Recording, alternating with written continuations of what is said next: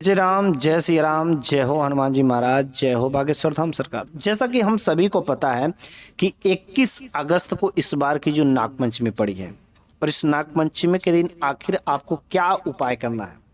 अब सभी लोग सोचते होंगे कुछ ऐसा उपाय किया जाए। जी हाँ, बहुत दिनों के बाद ऐसा ये शुभ संयोग बना है और जो भी भक्त भगवान शिव का आशीर्वाद पाना चाहता है, बहुत दिनों से उनका उपाय उनका प्रार्थना करते करते थक गया हो, तो इस बार की जो नागपंचमी पड़ रही है 21 अगस्त को, इस 21 अगस्त को यह अचूक उपाय जरूर कर लीजिएगा। ये खुद बागेश्वर धाम सरकार के गुरुजी पंडित धीरेन्द्र शास्त्री ने कहा है कि जो भी भक्त भगवान शिव की असीम कृपा पाना चाहता है, इस बार की नागपंचमी के दिन खास तरीके से कुछ उपाय कर लेना, एकदम उसका 100% भगवान शिव की कृपा उनके ऊपर बरसेगी ही बरसेगी और उसके जीवन में कभी भी धन धान की कमी नहीं हो सकती। हर प्रकार से सुख समृद्धि ऐश्वर्य की प्राप्ति होगी, मान सम्मान की वृद्धि होगी, घर में नकारात्मक शक्तियां यूं ही खत्म हो जाएगी। तो चलिए हम लोग आखिर इस नागपंचमी के दिन कैसे क्या उपाय करना है, इस वीडियो के अंत तक जरूर बने रहेगा। लेकिन उससे पहले मैं जानना चाहता हूं कि यदि आप बागेश्वर बाबा के भक्त हैं तो कम से कम इस वीडियो को लाइक जरूर कर दीजिएगा, साथ में सब्सक्राइब तो बिल्कुल ही मत भूलिएगा। तो चलिए हम लोग जान लेते हैं आज की इस वीडियो में आखिर 21 अगस्त को जो नागपंचमी पड़ी है उस नागपंचमी के दिन आपको क्या उपाय करना है। तो चलिए चलते हैं, शुरू करते हैं। आपको इस दिन भगवान शिव का पूजा करना है और भगवान शिव के मंदिर में, क्योंकि नागपंचमी अधिकतर भगवान शिव का ही पूजा किया जाता है। तो नागपंचमी के दिन आपको भगवान शिव के मंदिर में जाना, लेकिन क्या क्या लेकर के जाना है। आपको एक मिट्टी का दीपक ले लेना है, ठीक है, तिल का तेल ले लेना है जो भगवान शिव के मंदिर में प्रज्वलित करना है, लंबी वाली बाती ले लेना है, 7 जो साबुत लवंग ले लीजिए, बिल्कुल टूटा फूटा नहीं होना चाहिए, 1 लोटा जल, तांबे के लोटा में शुद्ध जल आप ले लीजिए, हो सके उसमें 2 बूंद गंगा जल भी डाल दीजिए तो बड़ी अच्छी बात होगी। और साबुत जो है बेलपत्री ले लीजिए, साबुत मतलब बिल्कुल फ्रेश ताजा, जिसमें से कहीं टूटा फूटा छिद्र नहीं हो उस बेलपत्र में। इतना सामान लेकर के आपको भगवान शिव के मंदिर में चलना, ठीक है। अब चलना आपको कैसे कैसे काम करना, ध्यान से सुनिएगा। कल भैया नागपंचमी 21 अगस्त को, इस तरीके से ध्यान से आप सुनिए।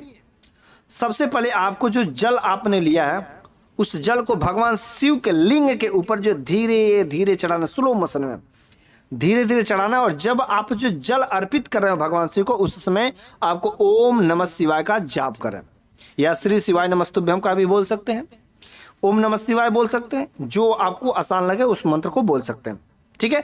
जल चढ़ाने के बाद आपको इस बेलपत्री को जो आपने लिया है उस बेलपत्री को शिवलिंग के ऊपर चढ़ा देना और आपका जो कुछ भी मनोकामना है उस मनोकामना को बोल दीजिए, ठीक है। उस मनोकामना को बोलिए और उसके बाद आपने जो 7 लवंग, साबुत जो 7 लवंग लिए, उस लवंगों में से एक एक लवंग को करके भगवान शिव के लिंग के ऊपर जो है चढ़ाना है। और जितना बार आप चढ़ाएंगे उतना बार ओम नमः शिवाय भी बोलते रहिए, ठीक है। ओम नमः शिवाय भी बोलते रहे। हर लवंग के साथ आपको क्या करना है, मंत्र बोलना है। अब जब मंत्र बोल लेंगे, लवंग चढ़ा देंगे, तो आपको तिल का तेल जलाना है, ठीक है। तिल का तेल जलाना है और उस तिल के तेल का मतलब दीपक जलाने के बाद आपको 5 बार भगवान शिव के लिंग के ऊपर से घुमाना है और मंदिर में बैठ जाना और मंत्र का जाप करना, ओम नमः शिवाय। कम से कम 108 बार मंत्र का जाप तो करिए ही, अधिकतम आप जितना करेंगे उतना ही फायदेमंद रहेगा, ठीक है। मंत्र का जाप करने के बाद आप वहां से उठिए और अपने घर की ओर निकल आए। लेकिन घर को निकलने से पहले आप जो वहां से 1 बेलपत्री और 1 लवंग जरूर लीजिए और उसको ला करके आपको लाल कपड़े में बांध कर अपने घर के तिजोरी में रख दीजिए। इसको कब तक रखना है, अगले सोमवार तक, 7 दिन रखना है। और 7 दिनों के बाद आपको इसको ले करके फिर से किसी बहते हुए जल में प्रवाहित कर देना है। यकीन मानिए भगवान शिव की असीम कृपा आपके ऊपर बरसेगी।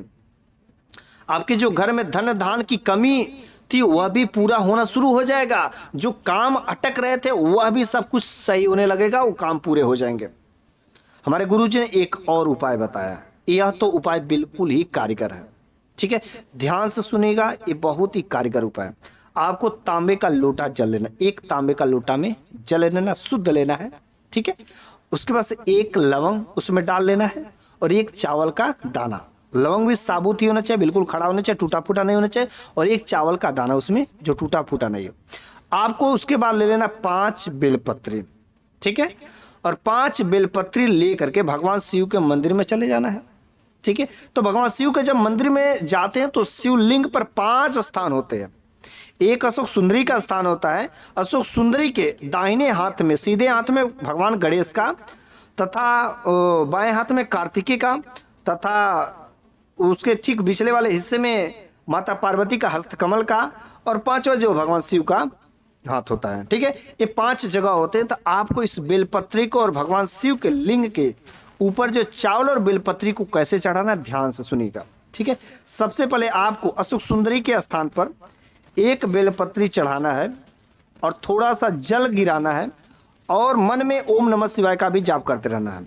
ठीक है, सबसे पहले अशोक सुंदरी पर बेलपत्री चढ़ाना है, थोड़ा सा जल गिराना है। ठीक है, उसके बाद गणेश जी को, जैसा कि आपको चित्र में दिखाई दे रहा होगा कौन कौन से जगह पर, गणेश जी को एक बेलपत्री, फिर से थोड़ा सा जल। वैसे भगवान कार्तिकेय को एक बेलपत्री, उसके बाद से जल। ठीक, वैसे माता पार्वती के हस्तकमलों पर एक बेलपत्री और थोड़ा सा जल।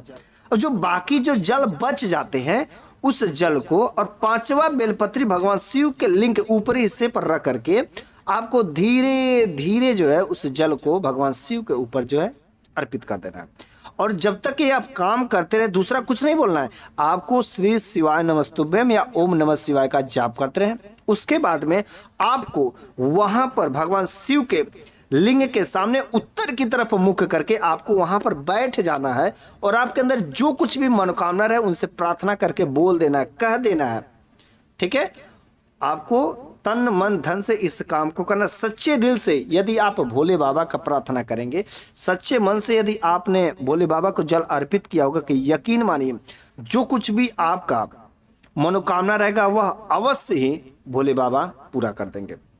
आप वहां पर चाहे तो एक जो दीपक भी जला सकते हैं, वहां पर दीप दान करके जब घर पर वापस आए तो जरूर ही तन मन धन से अगर सच्चे दिल से भोले बाबा का अगर पुकारे होंगे, वह आपकी विनती जरूर सुनेंगे और आपकी मनोकामना अवश्य ही पूरी हो जाएगी। तो इस तरीके से सभी भक्तों को इस नागपंचमी के दिन भगवान शिव के मंदिर में जाकर के यदि आप जो उनकी पूजा करते हैं, उनकी अर्चना करते हैं, उनके लिंग पर ऐसे पानी चढ़ाते हैं, तो यकीन मानिए यह जो उपाय बहुत ही कारगर उपाय है और इस उपाय को करने वाला भक्त कभी भी खाली नहीं जाता है।